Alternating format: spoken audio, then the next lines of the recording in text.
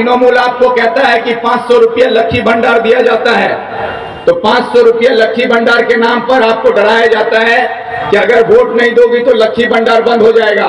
मैं आपसे कहता हूं कि ये दिल्ली का वोट है, ये बंगाल का वोट नहीं है। आपका लक्ष्मी भंडार भी रहेगा और दिल्ली में अगर आप लोगों के दुआ से, आशीर्वाद से इंडिया जोट का सरकार बना, राहुल गांधी का सरकार बना, तो आप लोगों को महीने का 8,500 रुपया दिया जाएगा और 1 लाख रुपया आपको सालाना मिलेगा। एक साल में एक औरत को 1 लाख रुपया साल में मिलेगा, महीने का 8,500 रुपया आपको दिया जाएगा। हमारे नौजवानों के लिए भी राहुल गांधी ने जो न्याय की बात की है कि मोदी सरकार ने 30 लाख नौकरी को बंद करके रखा हुआ है। राहुल गांधी ने कहा है कि अगर हमारी सरकार बनती है तो पढ़े लिखे नौजवानों को 30 लाख रोजगार दिया जाएगा। ये बात राहुल गांधी जी ने कही है। किसानों के लिए आज आप जानते हैं कि हमारे देश में किसान हर घंटे किसान खुदकुशी कर रहा है। नरेंद्र मोदी की सरकार में हिंदुस्तान में सबसे ज्यादा किसानों ने अगर खुदकुशी की है किसी के दौर में तो वो है नरेंद्र मोदी। और आज किसानों के लिए इंसाफ मांगने के लिए जब किसान सड़कों पर उतरता है तो देश के ही किसान को देश के राजधानी में घुसने नहीं दिया जाता है, उनके लिए सड़कों पर कीले ठोक दिया जाता है, तार लगा दिया जाता है ताकि वो दिल्ली ना घुस सके।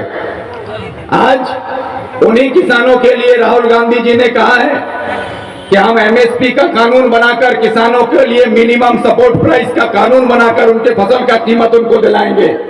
ये बात कही गई है। तो आज ये सारी चीजें जो आज आपके सामने मैं बोल रहा हूं, ये हमारे नेता, देश के नेता राहुल गांधी जी ने 5 न्याय के जरिए देशवासियों को ये बताया कि अगर आप इंडिया जोट के साथ हैं और इंडिया जोट को आप ये करते हैं तो वाम कांग्रेस जोट मिलकर यहाँ पर आपका उम्मीदवार जो खड़ा किया है, आपका घर का बच्चा विक्टर आपके सामने, आप लोग अगर यहाँ से एक वोट देकर आप लोग जिताकर भेजते हैं तो यकीन मानिए ये 5 न्याय जो लागू होगा वो हमारी माँ बहनों के घर तक पहुंचाने का काम मैं करूंगा। हमारे यहाँ के पढ़े लिखे नौजवानों के लिए काम करूंगा, हमारे किसानों को एमएसपी का कानून से फायदा पहुंचे उसके लिए मैं काम करूंगा। ये वादा आपसे मैं करता हूं। और साथ ही साथ ये कहना चाहूंगा कि आज मुझसे कई बार मेरे साथी रिपोर्टर लोग पूछते हैं कि আপনার প্রতিদ্বন্দ্বী কে আছে, আপনার প্রতিদ্বন্দ্বীটা কে কার সঙ্গে আছে। তা আমি বলেছি कि যতদিন গড়াচ্ছে আমার মনে হচ্ছে আমার কোনো প্রতিদ্বন্দ্বী নাই, আমি একাই নির্বাচন লড়ছি। কারণ আমি এটা বিশ্বাস করি যে গণতন্ত্রে মানুষ তার মত দিয়ে জনপ্রতিনিধি তৈরি করে। নির্বাচন হচ্ছে জনপ্রতিনিধি তৈরি করার জন্য। বাম কংগ্রেসের পক্ষ থেকে জনপ্রতিনিধি হিসাবে আমাকে দাঁড় করানো হয়েছে, কিন্তু বিজেপি এবং তৃণমূল যাদেরকে দাঁড় করিয়েছে তারা বিগত দিনেও প্রমাণ করেছেন তারা জনমত নিয়ে ব্যবসা করেছেন। আর এই জনমত দিয়ে ব্যবসাদার তৈরি করা যায় না।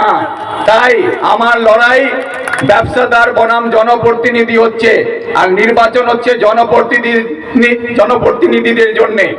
তাই মানুষ জনপ্রতিনিধিকে বাছাই করবে, ব্যবসাদারকে বাছাই করবে না, এটা পরিষ্কার। তাই ব্যবসাদারের বিরুদ্ধে কোনো লড়াই নয় আমাদের। আজকে আপনাদের কাছে আমি একটা প্রশ্ন রাখতে চাই, এই প্রশ্ন রেখে আমার বক্তব্য আপনাদের কাছে আমি শেষ করব।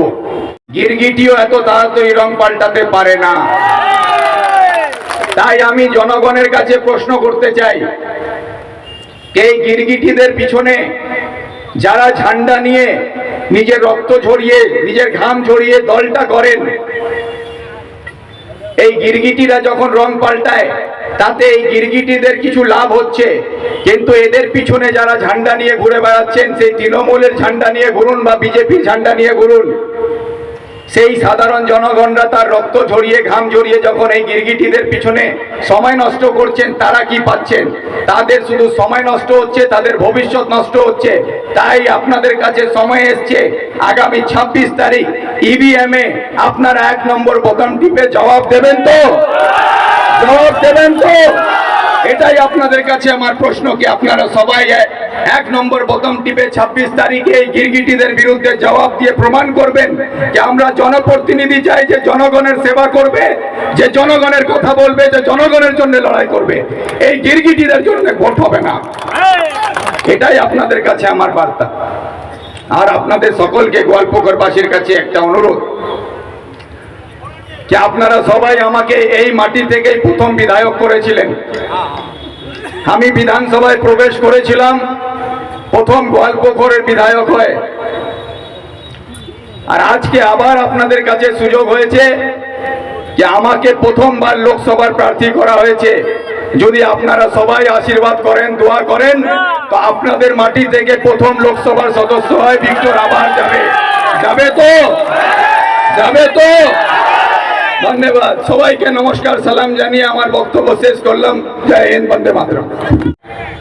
और कार्तिक पॉल जो आज बीजेपी का उम्मीदवार है एमपी का, वो पहले कांग्रेस से जीत के काउंसिलर बने कलियागंज में, फिर चेयरमैन बनने के लिए वो तृणमूल में ज्वाइन किए और आज एमपी बनने के लिए वो बीजेपी में चले आए।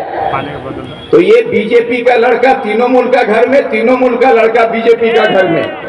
तो हमरा सूर्यापुरी भाषा देखता बात बोलছি না कि मोर बेटा तोर बेटीर साथे बिया होल, तोर बेटार मोर बेटीर साथे बिया होल।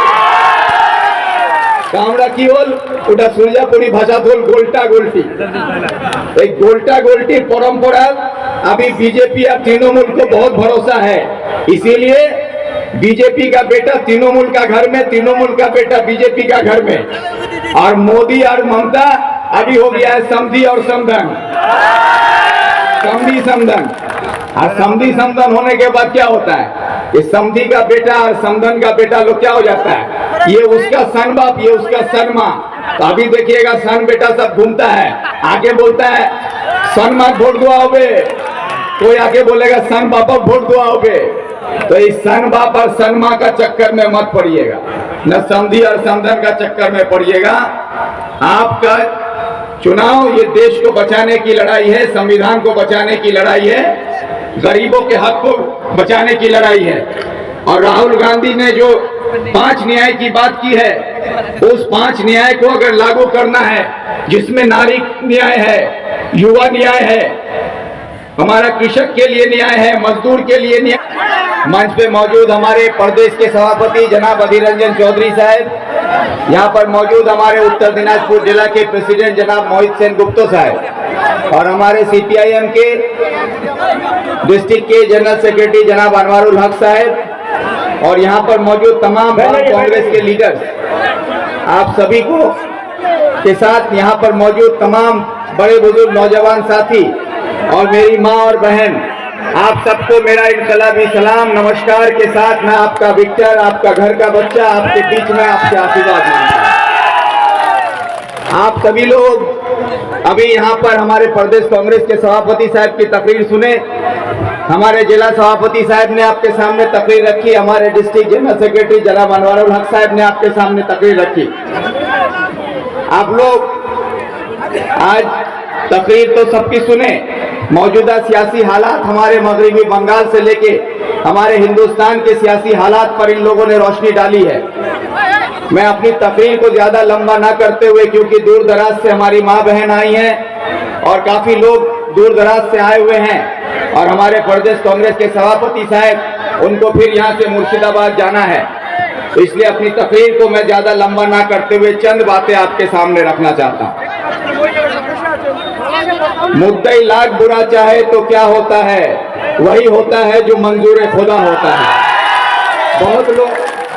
बहुत लोगों ने ये कहा कि विक्टर सियासत में चुनाव हार चुका है, एमएलए का इलेक्शन हार गया तो विक्टर की सियासत खत्म हो गई। लेकिन शायद वो लोग भूल गए थे कि मैंने अक्सर एक बात कही कि हाथी अगर बैठ भी जाए तो गधों से ऊंचा होता है। आज आप लोगों की एक मोहब्बत